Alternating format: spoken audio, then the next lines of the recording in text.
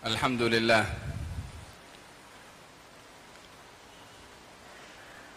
Alhamdulillahi Rabbil Alamin. Wassalatu wassalamu ala imamil anbiya'i wal mursalin Sayyidina Muhammadin wa ala alihi wa sahbihi ajma'in wa ba'du.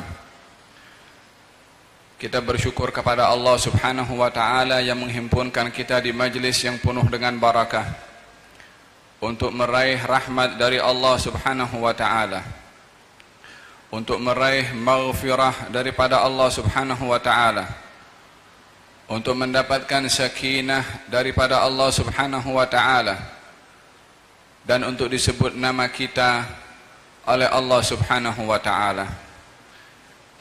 Inilah punca kedatangan kita ke tempat seumpama ini, yang tidak didapat pemberian-pemberian tadi kecuali pada majlis-majlis seperti ini. Baginda Rasulullah sallallahu alaihi wa alihi wa sahbihi wasallam bersabda, "Ala inna fi ayyami dahrikum nafahat." Sesungguhnya pada setiap hari yang kamu lalui ada nafahat, ada pemberian dan ada hadiah dari Allah. Ala fata'arradhu laha, maka hendaklah kamu mencari tempat-tempat di mana di tempat itu Allah memberi pemberian. Pemberian itu tidak diberikan oleh Allah di merata tempat, akan tetapi diberikan di tempat-tempat yang khusus, seperti majlis menyebut dan mengingati Allah, membesarkan Allah, majlis yang merafakkan syiar Allah, majlis salawat kepada baginda Rasulullah, majlis tazkir, majlis ilmu, dan majlis silaturrahim, seperti majlis yang kita hadiri pada malam hari ini. Mudah-mudahan apa yang kita harapkan daripada Allah subhanahu wa ta'ala, daripada pemberian-pemberian tadi, kita diberikan oleh Allah subhanahu wa ta'ala, sehingga kita kembali ke rumah masing-masing mendapatkan satu hadiah yang paling istimewa daripada Allah subhanahu wa ta'ala. Amin Allahumma amin. Kedatangan kita ke tempat ini mendatangkan atau menghadirkan diri di rumah Allah subhanahu wa ta'ala. Pada zahirnya kita berkumpul dengan pelbagai macam latar belakang dan juga pelbagai macam bentuk tubuh badan dan juga pelbagai macam fikiran. Ketahuilah bahwasanya yang dipandang oleh Allah subhanahu wa ta'ala adalah hati seseorang, yang kalau seseorang itu dipandang hatinya oleh Allah dengan pandangan ridha dan juga pandangan rahmat, maka ia akan keluar daripada majlis ini berbeza keadaannya ketika datang ke majlis ini. Berapa ramai daripada manusia yang dipandang oleh Allah subhanahu wa ta'ala dengan pandangan taufik dan hidayah, maka berubahlah dia daripada orang yang binasa menjadi orang yang berjaya, daripada orang yang sesat menjadi orang yang mendapatkan hidayah, daripada orang yang mempunyai keinginan kepada kejahatan diubah menjadi seseorang yang mempunyai keinginan atas kebaikan. Apa kurangnya daripada beberapa contoh yang terjadi di zaman baginda Rasulullah sallallahu alaihi wa ala alihi wa sahbihi wasallam, ketika baginda Rasulullah berdoa kepada Allah agar supaya mengubah hati seseorang daripada dalam keadaan sesat kepada hidayah, maka berubahlah dalam sekelip mata dengan doa Rasulullah sallallahu alaihi wa alihi wasallam, dan juga dengan kesan bacaan Al-Quran yang dibaca olehnya, daripada orang yang kufur menjadi orang yang beriman, daripada orang yang sesat menjadi orang mendapatkan hidayah. Sayyiduna Umar ibn Khattab, yang merupakan salah seorang yang diharapkan Islamnya oleh baginda Rasulullah, maka baginda bersabda, Allahumma a'izzal islama bi ahadil umarain. Ya Allah, muliakan Islam ini dengan salah seorang daripada yang bernama Umar. Yang dimaksudkan adalah Umar ibn Khattab atau Amr ibn Hisham, yaitu Abu Jahal. Akan tetapi hidayah dan juga kehendak daripada Allah yang azali menginginkan hidayahnya diberikan oleh Allah subhanahu wa ta'ala kepada Sayyidina Umar ibn Khattab, sehingga dengan hidayah yang diberikan oleh Allah kepadanya, berkat daripada doa Rasulullah sallallahu alaihi wasallam, dan berkat daripada beliau Sayyidina Umar yang membaca Al-Quranul Karim yang dibaca oleh adik perempuannya ketika belajar Al-Quran, terkesanlah dengan bacaan itu yang didahului dengan doa Nabi. Keluar daripada rumahnya Sayyidina Umar tujuannya untuk membunuh Rasulullah sebelum memeluk kepada agama Islam, berubah niatnya datang kepada baginda Rasulullah dalam keadaan menangis dan menghulurkan tangannya, asyhadu an la ilaha illallah wa annaka Rasulullah.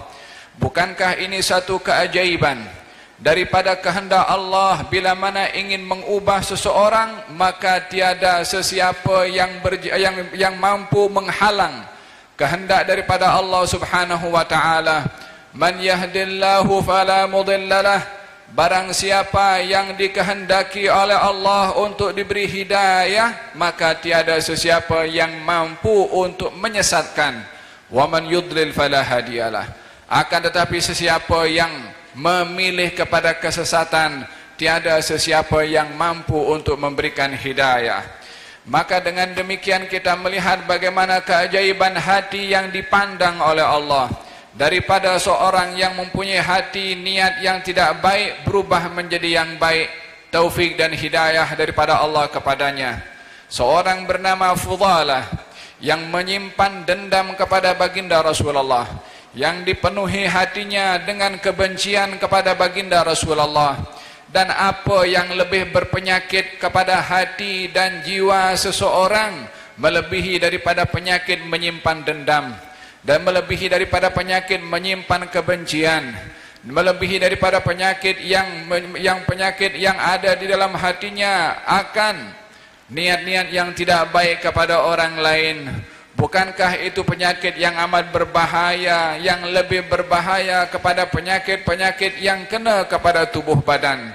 Yang seseorang bila mana ada penyakit pada tubuh badannya, maka dia pergi ke doktor untuk dapat sembuh dan sehat. Akan tetapi bila mana yang sakit hatinya, akan tetapi bila mana yang sakit adalah ruhnya, apabila yang sakit adalah hawa nafsunya, maka tiada yang dapat mengubatinya daripada ubat-ubat yang ada, melainkan insaf, melainkan bertaubat, melainkan dengan berzikir, melainkan dengan membaca Al-Quranul Karim. Bukankah baginda Rasulullah sallallahu alaihi wasallam bersabda di dalam hadis, innal qalba la yasda kama yasda'ul hadid. Sesungguhnya hati ini boleh berkarat seperti mana besi boleh berkarat. Yakni hati boleh berkarat dengan ghaflah, dengan lalai.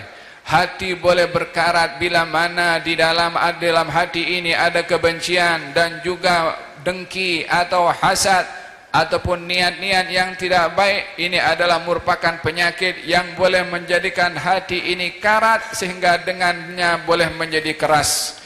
Yang kalau hati ini keras, maka tidak akan sesiapa yang dapat membuka untuk menerima hidayah kecuali Allah Subhanahu wa taala.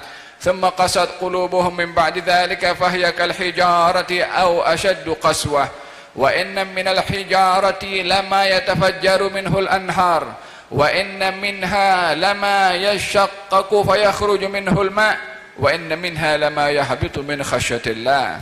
Kemudian hati mereka menjadi keras, yakni golongan orang-orang yang ditunjukkan hidayah daripada golongan ahlul kitab, ditunjukkan hidayah oleh Allah, ditunjukkan kebenaran oleh Allah, tapi enggan menerimanya. Apa sebab keengganan mereka menerima hidayah? Karena hatinya keras. Ketika digambarkan oleh Allah akan kerasnya hati, Allah berfirman, ianya adalah keras, lebih daripada kerasnya batu. Kenapa lebih keras daripada batu? Wa inna, sesungguhnya daripada batu itu ada yang memancutkan air. Walaupun batu itu keras, tapi terkadang memancutkan air. Walaupun batu itu keras, terkadang menjadi laluan kepada air. Walaupun batu itu keras, terkadang batu itu jatuh daripada gunung karena takut kepada Allah Subhanahu wa taala.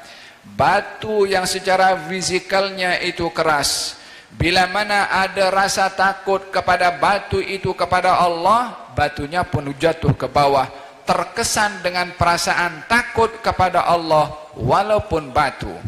Bukankah Allah berfirman dalam Al-Quranul Karim menggambarkan batu yang besar, yaitu gunung yang merupakan batu paling besar. Lau anzalna hadzal Qur'an ala jabalin la ra'aitahu khashi'an mutasaddian min khasyatillah. Kalau kami turunkan Al-Quran ini kepada gunung ganang, maka gunung ganang itu akan pecah, yakni karena takut dan khusyuk kepada Allah Subhanahu wa ta'ala. Hadirin dan hadirat, ini batu yang secara zahirnya keras, akan tetapi sesekali ada rasa takut kepada Allah, sehingga dengannya boleh jatuh, sehingga dengannya boleh pecah. Tetapi hati manusia yang secara fizikalnya adalah sangat lembut, yang kalau digunakan benda tajam akan terbelah atau memisahkannya. Akan tetapi hati ini yang lembut pada fisiknya, kalau sifatnya keras, Quran tak akan diterima, kebenaran tidak akan didengari, kenyataan tidak akan diambil olehnya. Permasalahannya adalah hatinya dibiarkan keras. Oleh sebab yang sedemikian, baginda Rasulullah sallallahu alaihi wa alihi wasallam bersabda, "Innallaha la yanzuru ila suwarikum wala ila ajsamikum, walakin yanzuru ila qulubikum wa amalikum." Allah Subhanahu wa taala tidak melihat kepada rupa dan paras kamu atau tubuh badan kamu. Yang dilihat oleh Allah adalah hati dan juga amal kamu. Bermula daripada hati yang diterjemahkan melalui amal perbuatan, itulah yang dipandang oleh Allah Subhanahu wa taala. Kehadiran kita di tempat ini, walaupun secara fisiknya kita duduk di rumah Allah Subhanahu wa taala mengharapkan pemberian daripada Allah, dan yang dipandang oleh Allah adalah isi hati kita. Mudah-mudahan apa yang kita lihat daripada duduknya kita di tempat yang baik, menghadiri majlis yang baik bersama dengan orang-orang yang baik, mudah-mudahan apa yang ada di dalam hati kita adalah baik juga. Kedatangan kita ikhlas kerana Allah Subhanahu wa taala, dan adanya kesungguhan menghadiri majlis seperti ini semata-mata ingin meraih pemberian dan juga rahmat daripada Allah Subhanahu wa taala.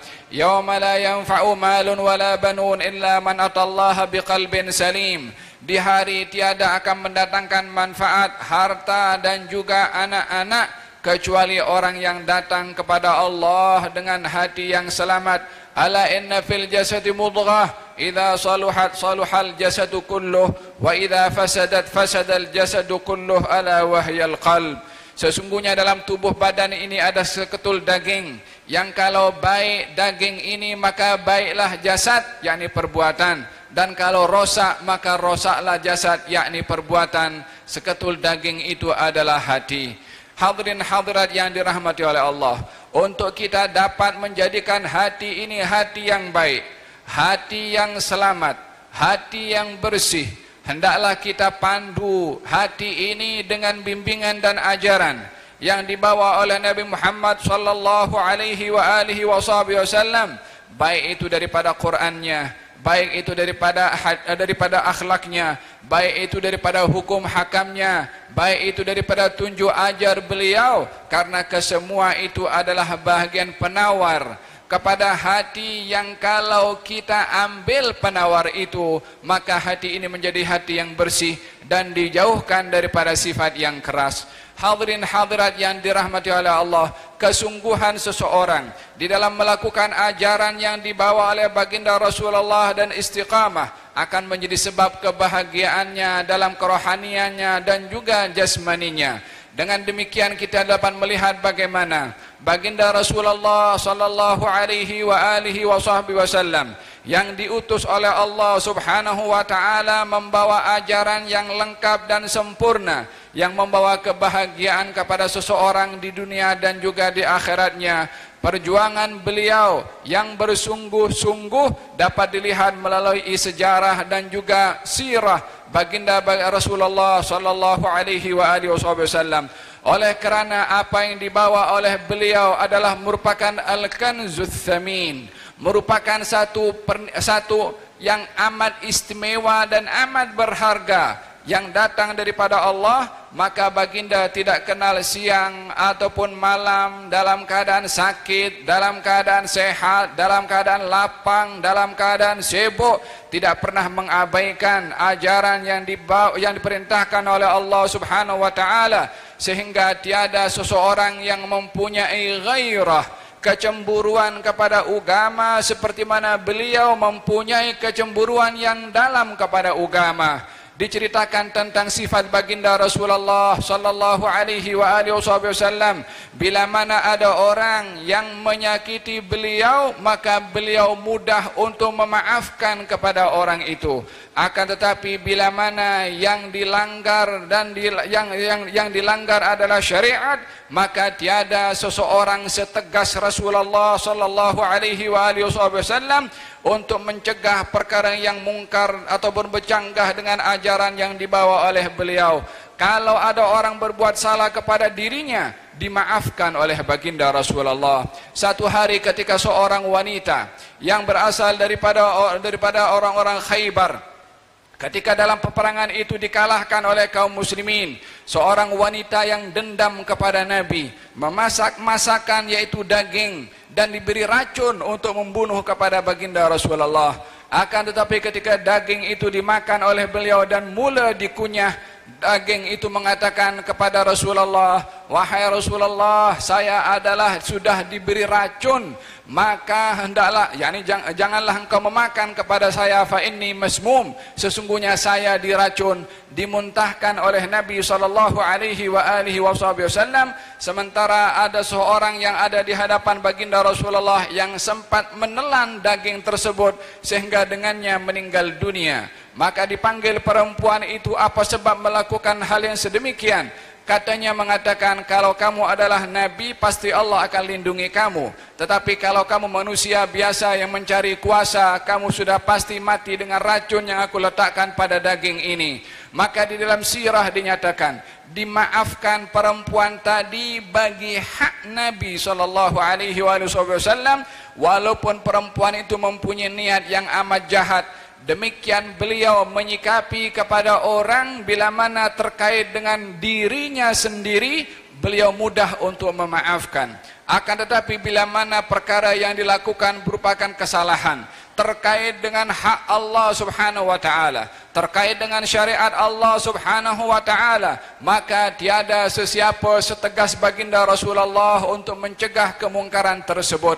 Di dalam hadis yang diriwayatkan oleh Imam An-Nawawi dalam kitab Al-Adhkar, baginda Rasulullah sallallahu alaihi wa alihi wasallam ketika berada di rumah Siti Aisyah, didatangi oleh salah seorang istri Nabi yang lain, yaitu Siti Safiyah. Ketika didengar suara ketukan pintu, maka kata baginda Rasul, ditanya siapa yang mengetuk, dikatakan Safiyah binti Huyai. Maka Siti Aisyah mengatakan, wahai Rasulullah, hasbuki min Safiyah innaha kadha wa kadha. Wahai Rasulullah, apalagi yang kamu nakkan daripada Safiyah, sesungguhnya dia begini dan begitu. Siti Aisyah mengeluarkan kata-kata yang kata-katanya menunjukkan merendahkan kepada Siti Safiyah, kerana adanya kecemburuan daripada Siti Aisyah terhadap baginda Rasulullah. Kata-kata Siti Aisyah yang menyebutkan tentang beberapa kata merendahkan kedudukan Siti Safiyah, yang ianya adalah melanggar dalam perintah syarak karena merendahkan orang lain. Maka baginda Rasulullah dengan tegasnya menegur kepada Siti Aisyah, mengatakan kepadanya, lagan gulti kalimatan law muzijat bima'il bahri lamazajadhu. Kamu telah mengatakan satu kalimat yang kalau dicampur dengan air lautan akan berubahlah air lautan itu dengan kalimat yang kamu keluarkan. Ini baru satu kalimat yang ditegur oleh baginda Rasulullah dengan teguran yang tegas, kepada orang yang amat disayang oleh Nabi, kepada orang yang amat dikasihi oleh Nabi, yang tiada daripada istri-istri beliau yang disayang oleh Nabi, yang menempati di lubuk hati Nabi seperti mana Siti Aisyah radhiyallahu anha wa ardhaha. Akan tetapi oleh kerana bahagian daripada perkara, bahagian implikasi daripada sayang itu adalah melindungi yang disayang daripada mendapatkan hukuman daripada Allah, maka ditegur oleh baginda Rasulullah dengan tegasnya, dan teguran itu adalah buah daripada sayangnya Nabi kepada Siti Aisyah radhiyallahu anha wa ardhaha. Demikian tegasnya beliau bila mana hal-hal terkait dengan hukum hakam agama, maka baginda Rasulullah sallallahu alaihi wa alihi wasallam akan menunjukkan sikap ketegasannya. Bila mana terkait dengan dirinya sendiri, beliau mudah untuk memaafkan. Bukankah pernah ditawarkan kepada oleh orang-orang kafir Quraisy kepada baginda Rasulullah melalui bapa saudaranya Abu Talib agar supaya berhenti baginda Rasulullah daripada berdakwah, dengan apa saja yang diinginkan oleh Nabi akan diberikan dengan jaminan berhenti daripada berdakwah. Oleh kerana nilai dakwah itu adalah satu amanah, yang dengan amanah itu bila mana disampaikan, ramai daripada manusia akan terselamat daripada kesesatan. Bila mana amanah itu disampaikan, ramai daripada manusia akan meraih kebahagiaan.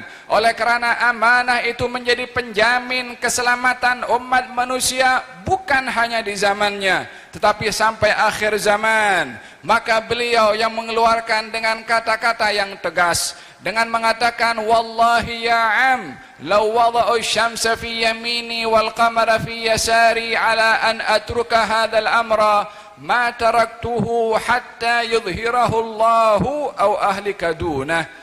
Wahai bapak saudaraku, kalau mereka mampu meletakkan matahari di tangan kananku dan mereka mampu meletakkan bulan di tangan kiriku untuk aku berhenti dalam berdakwah, aku tak akan berhenti sehingga aku mati sehingga Allah zahirkan agama ini, atau aku mati dalam memperjuangkan agama. Ketegasannya dilihat daripada kata-katanya, bagaimana beliau memperjuangkan agama. Dalam keadaan senang beliau berjuang, dalam keadaan susah beliau berjuang. Tidak ada perkara yang diperintahkan oleh Allah kepada beliau yang ditinggalkan atau diabaikan oleh baginda Rasulullah, disebabkan datang daripada yang maha menciptakan, daripada yang maha agung dan maha perkasa, yaitu Allah. Maka ajarannya, perintahnya adalah sangat besar karena datang daripada yang maha besar. Dalam keadaan beliau sakit tenat, berada di rumah Siti Aisyah, ketika dikumandangkan azan untuk melakukan salat, beliau yang terbaring dalam keadaan badannya lemah, sedang menanggung perasaan sakit yang luar biasa. Yang sakit ditanggung oleh beliau itu adalah berlipat kali ganda daripada orang lain bila mana berada dalam keadaan sakit. Maka kata baginda Rasulullah, adakah salat sudah dilaksanakan? Belum wahai Rasulullah, menunggu engkau. Kata istri baginda Rasulullah, kata baginda Rasulullah, bangunkan saya untuk saya berwudu, yakni untuk bangun daripada katilnya, tidak mampu berdiri sendiri, akan tetapi didokong ataupun dibantu oleh orang lain. Maka dibantulah Nabi untuk berwudu. Maka berwuduklah Nabi. Saat selesai daripada wuduknya, ingin keluar walaupun didokong oleh dua orang, walaupun dibantu oleh dua orang. Ketika hendak keluar, terjatuh baginda Rasulullah pengsan untuk kali pertamanya, sambil dalam keadaan itu ditunggu oleh para sahabat di masjid, karena tiada sesiapa yang mampu untuk mengimamkan salat sementara baginda Rasulullah masih ada. Maka ketika sedar daripada pengsannya, bangkit dan bertanya, sudahkah salat didirikan? Belum wahai Rasulullah. Kata beliau mengatakan, bantulah aku untuk berwudu, yakni bangkit sekali lagi, berwudu sekali lagi. Kali yang kedua, selepas berwudu pengsan untuk kali yang kedua. Sampai 3 kali beliau dalam keadaan demikian, ingin melakukan apa yang diperintahkan oleh Allah Subhanahu wa taala walaupun tenat, walaupun sakit, walaupun dalam keadaan perlu dibantu. Bila mana datang perintah daripada Allah Subhanahu wa taala, perkara itu akan diambil serius oleh baginda Rasulullah sallallahu alaihi wa alihi wasallam. Lalu bagaimanakah keadaan perintah Allah Subhanahu wa taala kepada kita, kepada ahli keluarga kita? Sejauh mana kita merespon dan mengambil arahan yang datang daripada Allah Subhanahu wa taala pada salatnya, pada silaturahimnya, pada jaga lisannya, pada jaga tangannya, pada apa saja yang diperintahkan oleh Allah dan Rasulnya, sejauh mana kita mengambil akan perkara tersebut dengan serius, sebagaimana baginda Rasulullah sallallahu alaihi wa ala alihi wasallam mengambilnya dengan serius. Zaman yang kita hadapi pada zaman ini adalah banyak cabaran yang mencabar kepada orang-orang yang beriman, sehingga ramai daripada mereka yang mengabaikan tuntutan agama yang diperintahkan oleh Allah Subhanahu wa taala. Bukankah baginda Rasulullah bersabda di dalam hadis, "Bada'al Islamu ghariban wa sayaudu ghariban fatuba lil ghuraba." Bada'ad dinu ghariban wa sayaudu ghariban fatuba lil ghuraba. Datang agama ini datang dalam keadaan asing dan kembali akan menjadi asing, maka bertualah, kata baginda Rasulullah, kepada orang-orang yang asing. Kalau Islam dahulu datang dalam keadaan asing, tidak dikenali oleh orang pada zaman itu karena ramai daripada mereka tidak beriman. Tapi asingnya Islam di zaman sekarang adalah asing di tengah-tengah orang Islam sendiri yang mengucap la ilaha illallah Muhammadur Rasulullah. Pelanggaran yang dilakukan melebihi daripada orang lain. Maka zaman yang mencabar ini hendaklah seseorang muslim dan mukmin menginsafi akan hubungannya dengan Allah Subhanahu wa taala melalui agama yang dibawa oleh Rasulullah sallallahu alaihi wa alihi wa sahbihi wasallam. Ramai daripada mereka orang-orang yang Islam yang dianugerahi oleh Allah dengan agama yang begitu mulia ini, tetapi mengabaikan hak dan tuntutan kepada agama tersebut. Oleh sebab itu baginda Rasulullah sallallahu alaihi wa alihi wasallam mengkhabarkan akan apa yang terjadi kepada agama ini di akhir zaman. Kata beliau mengatakan, yahmilu hadzal din min kulli khalafin uduluhu, akan membawa, menjaga agama ini generasi demi generasi orang-orang yang terpilih, orang-orang yang benar. Apa tugasan mereka wahai Rasulullah? Yanfuna, yaitu tugasan mereka adalah membersihkan daripada perbuatan orang-orang tahrifal ghalin, perbuatan orang-orang yang melampau, wantihalal mubtilin, dan perbuatan orang-orang yang berdusta atas nama agama. Dan yang ketiga adalah wa ta'wilal jahilin, dan juga takwilan orang-orang jahil yang tidak layak untuk memberikan takwil tentang agama, dia beranikan diri untuk mentakwil hal-hal agama. Ini adalah merupakan satu kabar yang disampaikan oleh baginda Rasulullah tentang fitnah yang akan terjadi akhir zaman.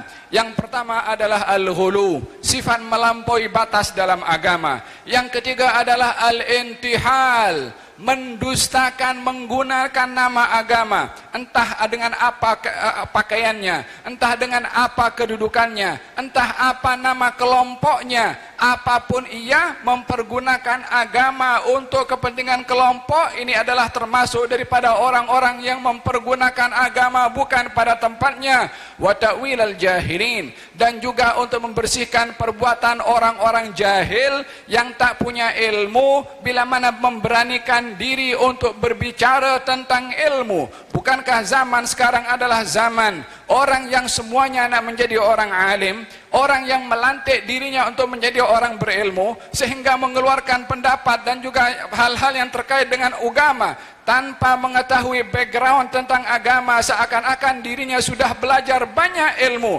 sehingga mengeluarkan jawaban tentang hal ehwal agama tanpa mengenal pasti jawabannya itu benar ataupun tidak. Ini adalah perkara yang diingatkan oleh baginda Rasulullah sallallahu alaihi wa alihi wasallam tentang bagaimana umat di akhir zaman akan meninggalkan dan mengabaikan hal-hal agama, yaitu di mana agama menjadi asing di tengah-tengah orang agama. di tengah-tengah orang-orang Islam sendiri. Hadirin hadirat yang dirahmati oleh Allah Subhanahu wa taala, baginda mengingatkan hal yang sedemikian agar supaya kita menyadari bahwasanya agama ini adalah merupakan peninggalan yang ditinggalkan oleh Nabi yang perlu untuk kita jaga. Penjagaan kita kepada agama adalah mengamalkan, taat kepada perintah Allah, meninggalkan apa yang dilarang oleh Allah, tegakkan apa yang diperintahkan oleh Allah kepada dirinya terlebih dahulu. Ibda binafsik, mulakan dengan diri kamu sendiri, kemudian biman ta'ul, dan orang-orang yang ada di sekeliling kamu. Dengan demikian kita dapat memahami, wahai hadirin hadirat yang dirahmati oleh Allah Subhanahu wa ta'ala, bahwasanya agama ini amat berharga diperjuangkan oleh Nabi, memperjuangkan tenaganya, hartanya, nyawanya. Maka hargailah perjuangan ini untuk kita jaga agama ini kepada diri sendiri dan juga ahli keluarga dan juga masyarakat di sekeliling. Mulailah dengan menjaga kemuliaan agama melalui akhlak dan perilaku kita. Maka dengan demikian kita termasuk daripada golongan orang yang menjaga kemurnian agama yang dibawa oleh baginda Rasulullah sallallahu alaihi wasallam. Kita berdoa kepada Allah Subhanahu wa taala dengan harinya kita di majlis pada malam yang penuh dengan barakah ini, dihadiri daripada kaum muslimin dan juga kaum muslimat yang datang daripada jauh dan juga datang daripada dekat. Hadir bersama kita daripada Hijaz Al-Habib Abdullah ibn Muhammad bin Ahmad Masyhur bin Taha Al-Haddad, datang daripada Hijaz. Hadir bersama dengan kita Syekh Abdul Khaliq As-Suwadi, Syekh Ali Jabar, Syekh Muhammad Al-Habsyi, dan juga ramai yang hadir bersama dengan kita yang masing-masing menginginkan untuk menyampaikan nasihat kepada kita, yang mudah-mudahan dengan hasrat dan keinginan mereka menyampaikan apa yang ingin disampaikan oleh Allah kepada kita semua insya-Allah.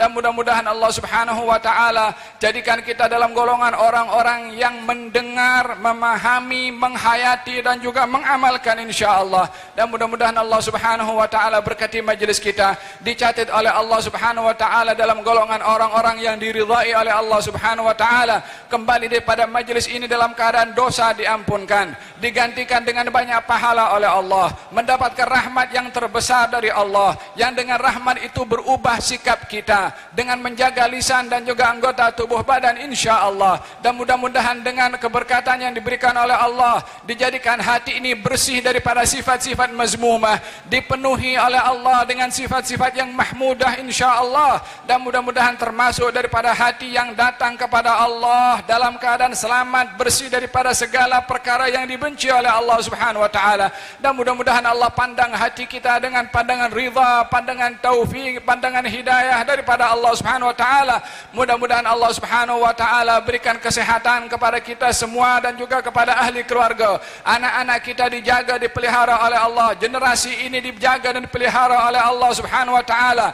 Yang hadir dan yang menyaksikan daripada rumah mendapatkan pemberian yang sama daripada Allah Subhanahu wa taala. Wa sallallahu ala sayyidina Muhammadin wa ala alihi wa sahbihi wasallam. Alhamdulillahirabbil alamin.